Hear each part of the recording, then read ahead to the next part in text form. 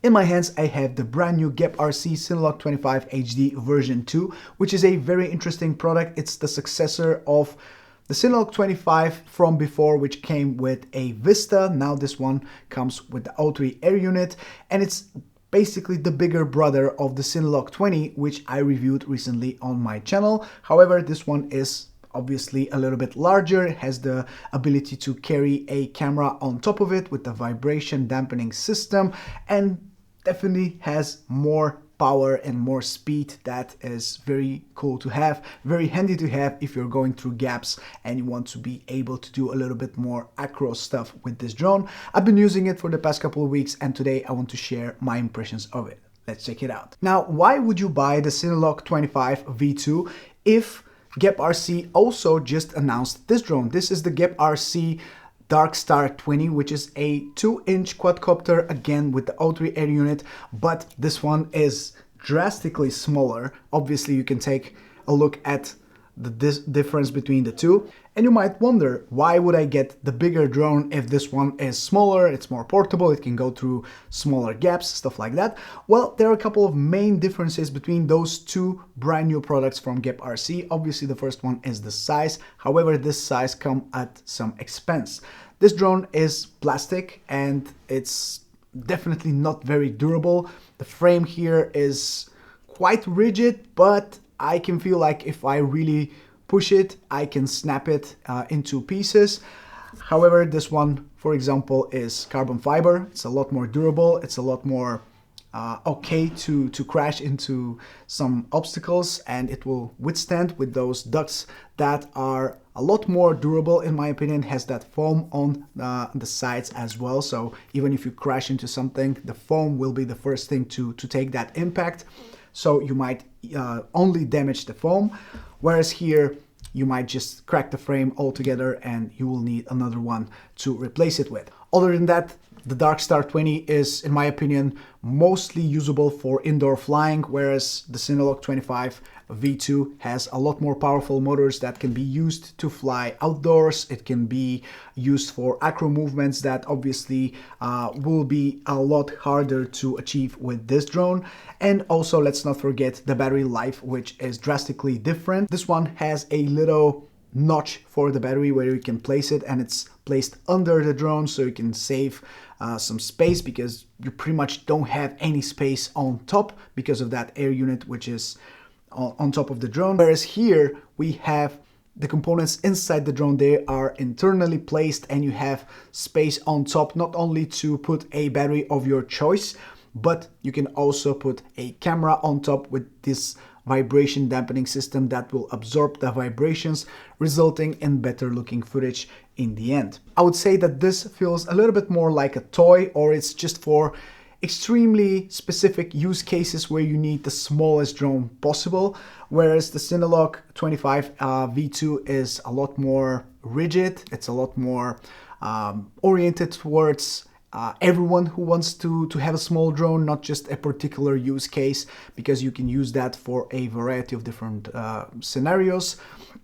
And in my opinion, this one is just the more useful drone to have on a daily basis. Like I said, this is the second iteration of this drone, which not only replaces the Vista with the O3 air unit, but also comes with a better flight controller, more powerful internals and better motors, resulting in a much better overall experience with this drone. And I took it with me on a Bando, which is the ultimate test for a drone usually, and I wanted to see how nimble it will be between some close obstacles, between the walls, between some different floors, and I was not disappointed at all. Now, I don't plan to use this drone with a camera on top. I prefer, on drones like these, I prefer to use the built-in O3 camera, so I can extract the most out of the drone without putting too much weight on it. And I was very happy with what I'm getting. Now, usually with GepRC drones that have this vibration dampening system, you get great performance straight out of the box because the camera is soft mounted. You don't have that many vibrations when you are looking at your goggles, the screen of your goggles. You are seeing some smooth footage straight out of the drone straight away. And of course, when you stabilize it with gyroflow afterwards, you get great looking results. This is not exception for this drone. I was very happy with what I got out of it. And of course, you can take even more out of it if you shoot in flat color profile. And sometimes I use auto settings, sometimes I use manual settings. It really depends on the situations and the locations that I'm filming in. But in this location, I chose auto since I was going from different floors, different environments all the time, and I needed to let the camera adjust to the light conditions. I would say that the Cinelog25 V2 is a great competitor of other drones that I have reviewed, which are in the same size, which is 2.5 inches. Now, I do feel like this one is a little bit better protected, for example, than the Defender 25 from iFlight, which had a plastic frame and easily cracked when I crashed it. Now this one, since it has the carbon fiber body and it has that foam around the ducts, it will withstand better, bigger crashes before you actually have some problems with the frame, which is always a good thing. So in terms of direct comparison with the Defender 25, for example, I think this one wins. The Defender 25 is great all-in-one solution, which comes with, you know, this specific own batteries that iFlight makes for it, whereas here you can use whichever battery you like. It's a 4S drone, so any 4S, let's say 600 to 800 milliamp hour battery will fit and work great on this drone. I am using these, which are the 850 milliamp hour batteries from China Hobbyline. These are the Mini Star batteries, which are giving me about 5 minutes of flight time with each battery, which is plenty of time for a drone like this, in my opinion. I don't have anything negative to say about this drone, to be honest, besides the fact that maybe the only thing I noticed that I didn't enjoy straight out of the box is the OSD, which had the name of the drone straight in the middle of my screen, which I didn't notice when I was setting it up. So it was a little bit uncomfortable on my first flights with the drone, which were right there in the bando. So it was definitely not ideal to have these giant letters with the name of the drone straight in the middle of my goggles on the OSD. So I can advise you to go into the OSD and simply remove the name of the drone out of the OSD, because you don't really need that. I don't know why companies keep putting the name of the drone on the OSD. It's like you don't know what you're flying. That's my only complaint. But other than that, the rates were great straight out of the box. I only put a little bit of expo so I can have a little bit smoother movements, 0.10 on all 3 axes. But that's it, and other than that, the drone flew fantastically. And now I want to take a look at the prices while we're talking about the drone, because it has different prices.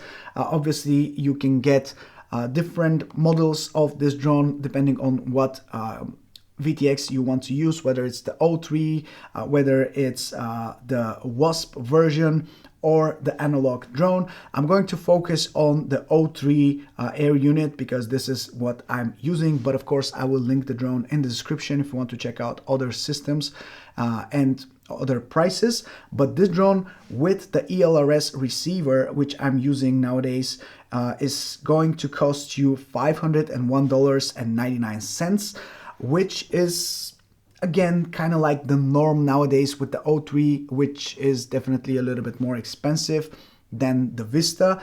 And you have the ELRS receiver. You can also use this with without a receiver.